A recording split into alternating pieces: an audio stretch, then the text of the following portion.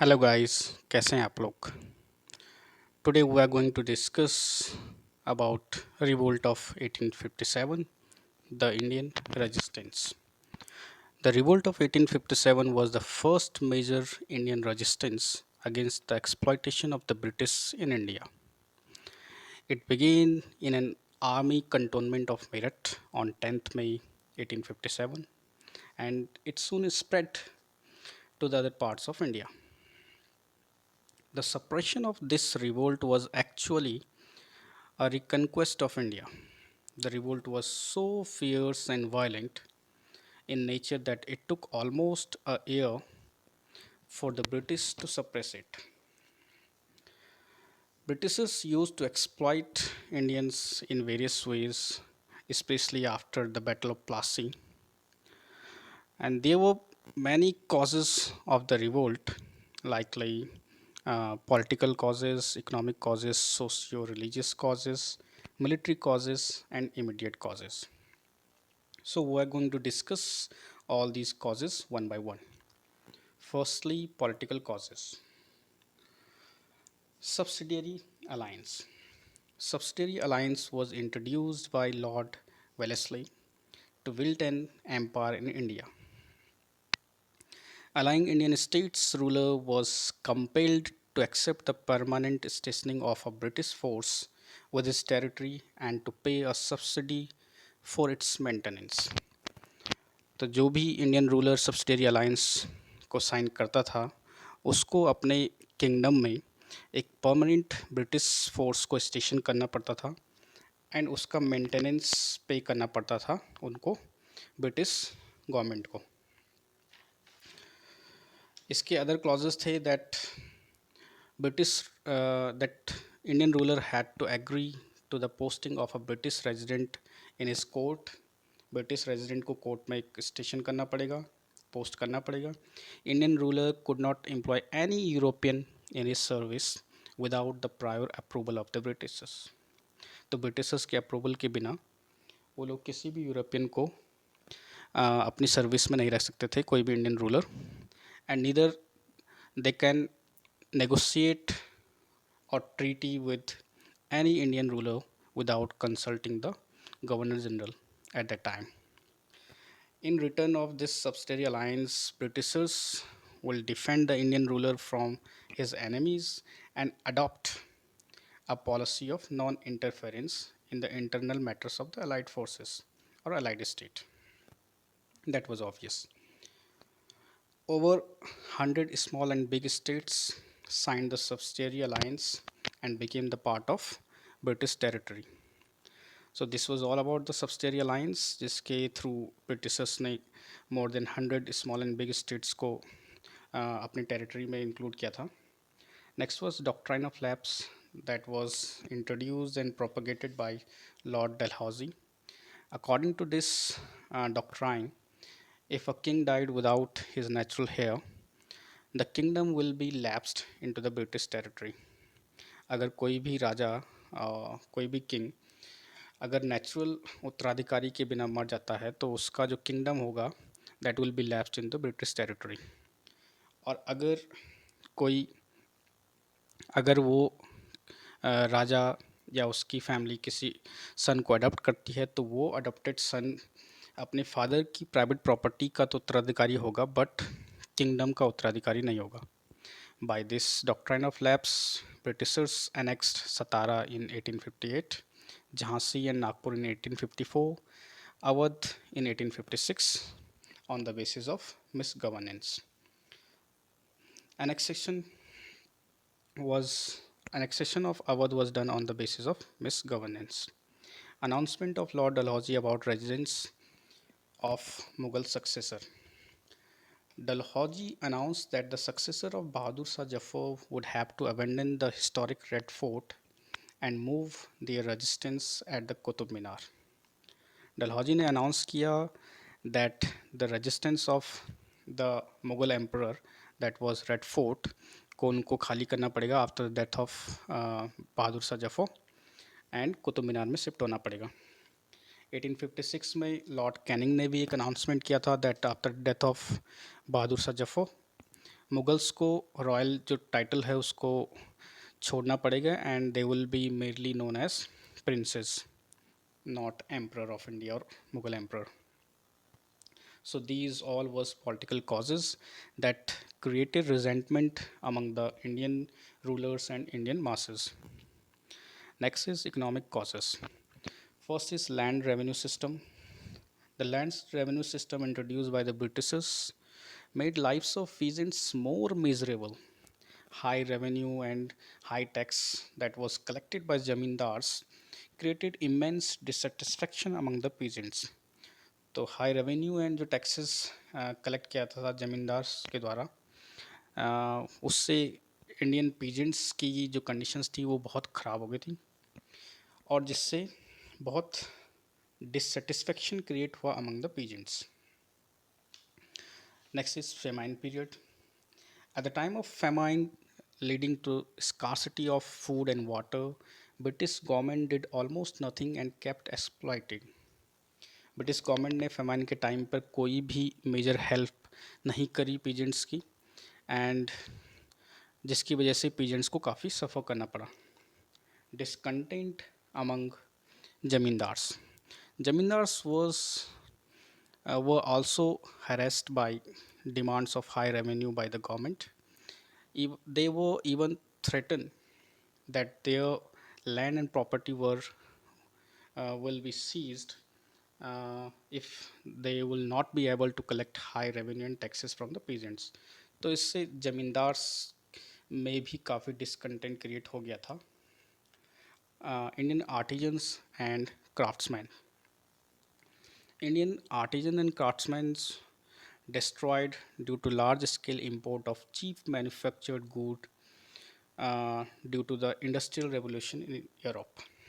Europe में industrial revolution की वजह से इंडस्ट्री सेटअप हुई. इंडस्ट्रीज़ के सेटअप होने से चीप गुड वहाँ पर बनना शुरू हो गया and they use to import it into India and जिससे जो इंडियन आर्टिजन्स एंड क्राफ्ट्समैन का गुड था वो काफ़ी कॉस्टली होता था as compare to machine made good, जिसकी वजह से Indian artisan and craftsman destroyed हो गए. Custom duties. Indian goods were subjected to heavy custom duties so that Indian goods जो है वो कॉस्टली हो सके एंड जो manufactured goods from the Europe है वो सस्ता होगा तो उसकी सेल ज़्यादा होगी. Indians' exclusion from administration.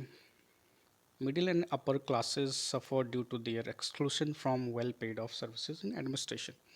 तो middle class and upper classes जो वेल पेड ऑफ सर्विसेज में थे इन एडमिनिस्ट्रेशन उनको निकाल दिया था, तो वो भी काफ़ी सफ़र किए. End of royal patronage. People who were earlier dependent on royal patronage, like scholars of arts and literature, poets, painter, etc., they were deprived of their source of livelihood, जिससे उनमें भी काफ़ी डिसकंटेंट क्रिएट हो गया because जो royal patronise emperor और king के द्वारा प्रोवाइड की जाती थी इन लोगों को, ब्रिटिशर्स ने वो ख़त्म कर दी. सो इनका सोर्स ऑफ लाइवलीहुड भी ख़त्म हो गया, जिससे इनमें भी काफ़ी डिससेटिस्फेक्शन एंड डिसकंटेंट क्रिएट हुआ. Drain of wealth. By heavy taxation and revenue, Britishers send all the wealth from India to Europe, जिससे कि सारे ड्रेन ऑफ वेल्थ हो गया इंडिया से towards Europe. So these were economic causes that led to the revolt of 1857. Next is socio-religious causes.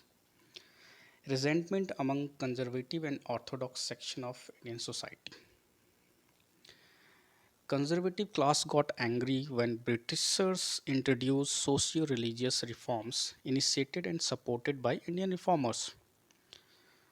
तो जो socio religious reforms initiate किए गए थे उनसे ऑर्थोडॉक्स एंड कंजर्वेटिव सेक्शन काफ़ी नाराज़ हो गया. लाइक एबोलिशन ऑफ सती किया गया था in 1829 by Lord William वेंटिक.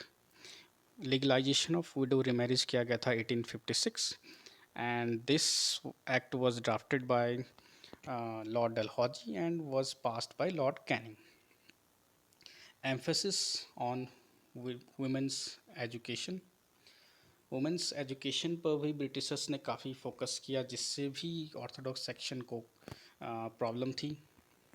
Role of Christian missionaries. Attempt of Christian missionaries to convert people to Christianity induced fear among Hindu and Muslim. तो क्रिश्चियन मिशनरीज का Hindu and मुस्लिम को क्रिश्चियनिटी में कन्वर्ट करने से भी एक डिसकंटेंट, एक डिससेटिस्फेक्शन क्रिएट हो गया था हिंदू एंड मुस्लिम में. Taxation of religious land.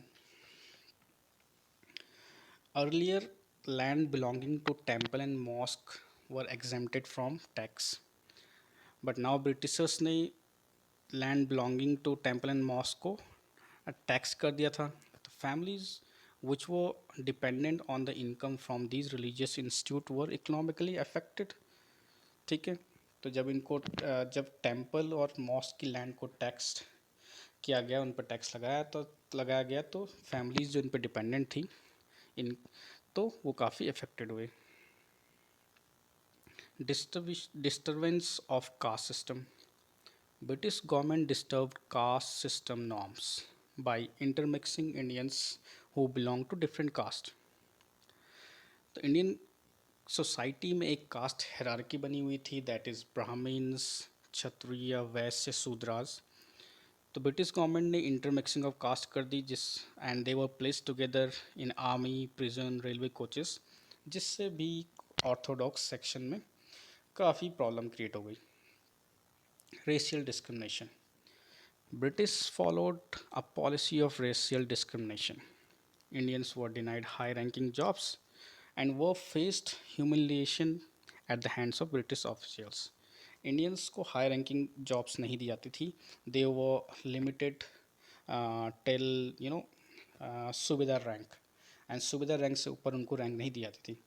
तो these were socio-religious causes, and that angered conservative and orthodox section of Indian society. Next is military causes.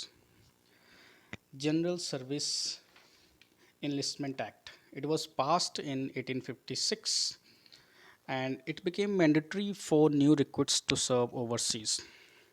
As Hindus used to think that crossing the sea will lose their caste, so Hindus मना करते थे, deny करते थे overseas सर्व करने के लिए.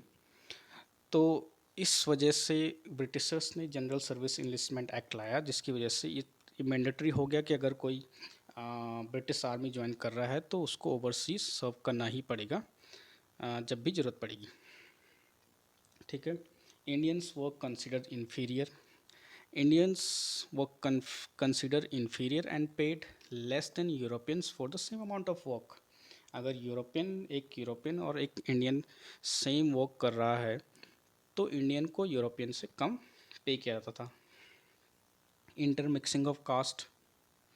All caste soldiers were kept together and they used to serve together. High ranks for European only. Indians could not get post higher than subedar. तो Indians की जो पोस्ट थी मैक्सिमम प्रमोशन सूबेदार रैंक तक ही हो सकता था, और all higher post was reserved for British only. And of overseas allowance and भत्ता. Earlier overseas allowance and bhatta was given if any soldier is serving overseas, but Britishers ने वो भी ख़त्म कर दिया था, जिससे भी सोल्जर्स में डिसकंटेंट क्रिएट हो गया, डिससेटिस्फेक्शन क्रिएट हो गया. End of free postal privileges. Soldiers को फ्री पोस्टेज प्रिविलेजेस दी जाती थी अर्लियर, जिसको भी ख़त्म कर दिया ब्रिटिशर्स ने by passing post office act of 1854. Attack on religious sentiment. British government had forbidden to wear the sectarian mark like tilak, turban, beard, which hurts their religious sentiment. And Indians started thinking that Britishers are now attacking directly on their religion. British government ने ban कर दिया कि sectarian marks कोई भी नहीं लगाएगा, like तिलक कोई नहीं लगाएगा, टर्बन कोई नहीं पहनेगा, बियर्ड कोई नहीं रखेगा, तो जिससे भी रिलीजियस सेंटिमेंट सोल्जर्स के हर्ट हुए। Annexation of Awadh. About 75% of soldiers were from Awadh region and around the area. तो by the way Awadh was annexed by the British government, उससे भी soldiers में एक dissatisfaction create हुआ towards the British government. So these all were the military causes of the revolt of 1857. Next and most important was immediate cause. All those causes like political, economic, socio-religious, military cause was there even before 1857. But the spark that took place and that ignited the revolt was immediate cause, and it was introduction of Enfield rifle in 1856. Rumor spread in the army that the cartridges of these rifles was greased with fat of cow and pig, and cartridges had to be bitten off from mouth before their use. तो army में एक rumour फैला, एक अफवाह फैली that जो new Enfield rifle आई है इसमें कार्टेज यूज़ होती है जो ग्रीस की जाती है गाय और सुअर की चर्बी से, और इस चर्बी को मुंह से बाइट करना पड़ता है इसको यूज़ करने से पहले, कार्टेज को यूज़ करने से पहले। So it was like a direct attack on the religion of Hindu and Muslim. So इससे एक स्पार्क क्रिएट हुआ and that led to the revolt of 1857। So 29 March 1857 को Mangal Pandey refuse to use these cartridges and attacked on his senior officer, and Mangal Pandey को पकड़ लिया गया and he was hanged on 8 April 1857। On 24 April 1857, 3rd Native Cavalry soldiers, 90 soldiers also refused to use these cartridges. And on 9th May 1857, these 85 soldiers out of these 90 soldiers were court-martialed and sentenced long-term imprisonment, that was rigorous imprisonment. 10th May 1857 को Indian soldiers, those were stationed at Meerut, launched a general mutiny, and they liberated all those soldiers of 3rd Native Cavalry. तो जो भी soldiers 3rd native cavalry के जिनको imprison किया गया था उनको इन्होंने छुड़ा दिया, and they set fire on the British residence, और जो ब्रिटिश रेजिडेंस था उस पर उन्होंने आग लगा दी, और जितने भी ऑफिसर्स उनको ब्रिटिश ऑफिसर्स उनके सामने आए उनको गोली मार दी, and they marched towards Delhi.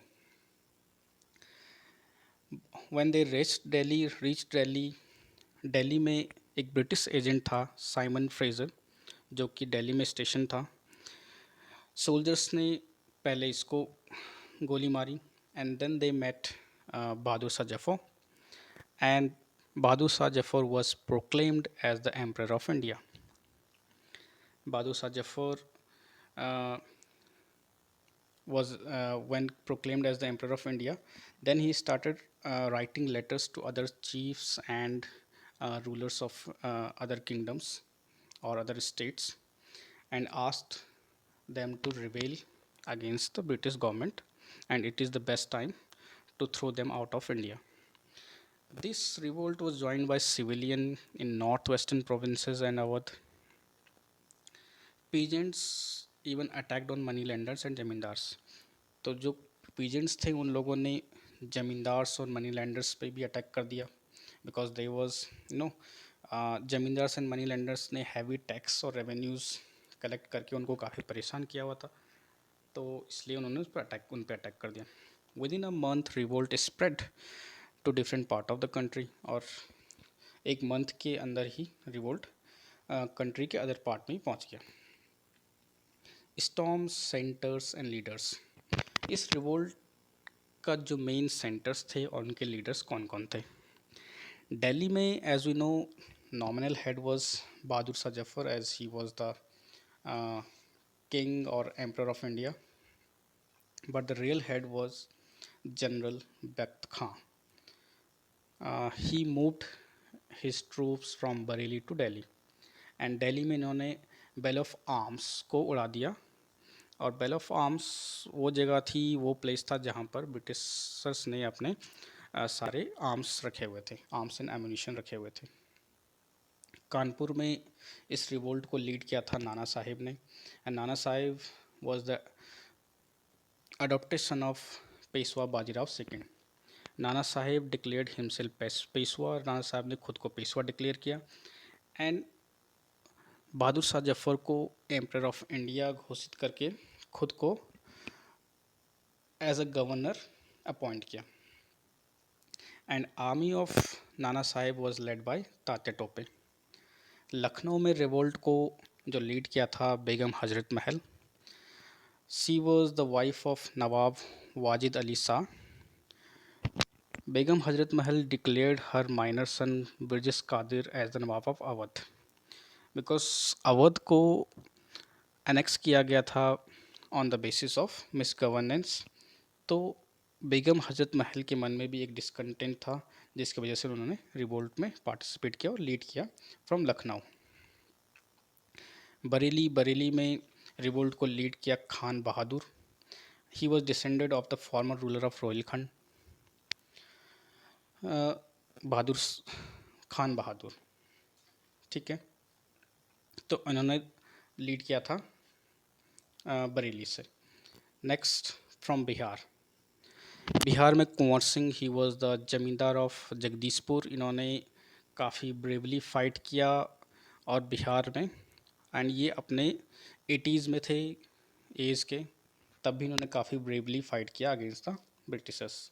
Faizabad में मौलवी अहमदुल्ला थे, who was the native of Madras and later move down to Faizabad. And Maulvi Ahmadullah was also known as light house of rebellion in Awadh region. And इन्होंने काफ़ी रिलीजियस वॉर्स भी शुरू कर रखी थी क्रिश्चियन मिशनरीज एंड गवर्नमेंट के अगेंस्ट में। झांसी में रानी लक्ष्मीबाई ने रिवोल्ट को लीड किया था एंड इनको ज्वाइन किया था तांत्या टोपे ने। बागपत यूपी में शाहमल ने लीड किया था रिवोल्ट को। Sacrifice that was made by common masses were immense. Common masses का पार्टिसिपेशन एंड सेक्रीफाइस भी एक बहुत इम्पॉर्टेंट रोल प्ले किया इन द रिवोल्ट ऑफ 1857 में। शाहमल एक लोकल विलेजर था। He organised the headsman peasants of 84 villages, and उसको 84 देश के नाम से भी रेफ़र किया जाने लगा। एंड ये रात को ही marched from village to village and urged people to रिवेल against Britishers. He attacked on buildings, destroyed bridges and dug up metallic roads. इन्होंने गवर्नमेंट बिल्डिंग को डिस्ट्रॉय किया, रिवर्स पे जो ब्रिजेस बने हुए थे उनको तोड़ दिया, मेटालिक रोड को डग अप करना शुरू किया। Partly this was because so that कि ब्रिटिश फोर्सेस जो है उस रीजन में ना आ सके, एंड पार्सली बिकॉज जो ब्रिजेस एंड रोड्स थे those were symbol of British rule. तो they want to destroyed all the symbols of British rule, तो इसलिए भी वो लोग रोड एंड ब्रिजेस को तोड़ रहे थे। He even sent supplies to mutineers in Delhi and prevent all the communication between British headquarter and Meerut. इन्होंने ब्रिटिश हेडक्वार्टर और मेरठ के बीच में सारे कम्युनिकेशन को बंद रखा, कोई भी कम्युनिकेशन इस्टेब्लिश नहीं होने दिया। इन्होंने अपना हेडक्वार्टर जो है वो इस्टेब्लिश किया एक इरिगेशन डिपार्टमेंट के गवर्नमेंट बंगलों में, और वहाँ से अपने ऑपरेशन स्टार्ट किया। He also organised effective network of intelligence even for a short period of time, but it was a very effective network. And उस एरिया के पीपल स्टार्टेड थिंकिंग कि रूल ऑफ ब्रिटिश ख़त्म हो चुका है और हमारा अपना रूल शुरू हो चुका है। जुलाई 1857 को he was killed by a British officer Dunlap. British officer ने उनको गोली मारी एंड बहुत सारे पीसेस करके पब्लिकली डिस्प्ले किया so that they can terrify the public. Suppression of revolt, revolt को सप्रेस कैसे किया गया? दिल्ली में revolt was suppressed by John Nicholson and Hudson. Bahadur Shah Zafar was taken as a prisoner and was sent to exile in Rangoon, where he died in 1862. 1862 में Rangoon jail में ये इनकी death हो गई थी। एंड जो royal princess थे उनको पकड़कर ऑन द स्पॉट गोली मारी गई बाय लेफ्टिनेंट हुडसन। कानपुर में रिवोल्ट को सप्रेस किया सर कॉलिन कैंपबेल ने। Nana Saheb escaped to Nepal in 1859 and उनके बारे में कोई भी न्यूज़ के बारे में बाद में नहीं पता चली। Tatya Tope escaped into jungle of central India but he was captured while he was in sleep. Jhansi को कैप्चर किया, सप्रेस रिवोल्ट को सप्रेस किया सर ह्यू ग्रोस ने। And by the end of 1859 British authority over India was fully re-established, and it was almost a year that British government took to reconquest India. Why the revolt failed? It was so vibrant. Then why the revolt of 1857 failed? There were many reasons of the failure of this revolt. One was absence of all India participation. Eastern, western, southern parts of India remained more or less unaffected. इन parts ने eastern southern और western part ने mostly कोई participate नहीं किया। Maybe this was because earlier uprising in those regions had been brutally suppressed by the Britishers. Before 1857 भी काफ़ी uprising और रिवोल्ट्स हुए थे इंडिया में। तो इन पार्ट्स में जो अपराइजिंग हुई थी ब्रिटिशर्स ने उनको ब्रूटली सप्रेस किया था। Maybe because of that fear इन लोगों ने पार्टिसिपेट नहीं किया था। All classes did not join. Big zamindars, money lenders, educated Indians and most Indian rulers ने इस रिवोल्ट में पार्टिसिपेट नहीं किया था। And big zamindars and money lenders were badly attacked by mutineers और पेजेंट्स, जिस वजह से इन लोगों ने ब्रिटिशर्स का साथ दिया because they thought they will be safe with Britishers. Poor arms and equipment, poorly equipment poorly equipped Indian army or Indian soldiers fighting generally with swords and spears and with few guns. तो Indian soldiers के पास बहुत कम guns थी, basically swords and spear से ही लड़ रहे थे। And on other hand Europeans वो equipped with latest gun like Enfield rifle and the electric telegraph kept the commander in chief informed about the movement and strategy of rebels। तो electric telegraph ने भी काफ़ी important role play किया इसको suppress करने में, revolt को suppress करने में। Uncoordinated and poorly organised, no coordination and central leadership were there amongst the Indian leaders. Indian leaders were no match to their British opponents in leadership. Indian leaders like Rani Lakshmibai, uh, Nana Sahib, Tatya Tope, all these were uh, good leaders, but the British opponents were far better.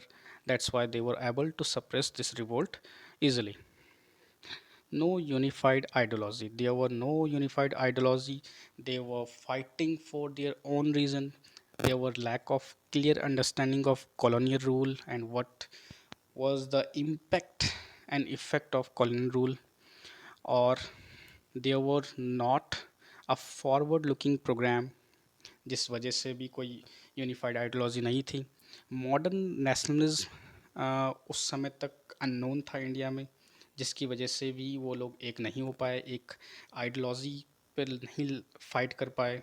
So these were all the major reasons because of that revolt of 1857 failed, but it changed the history of modern India in a way.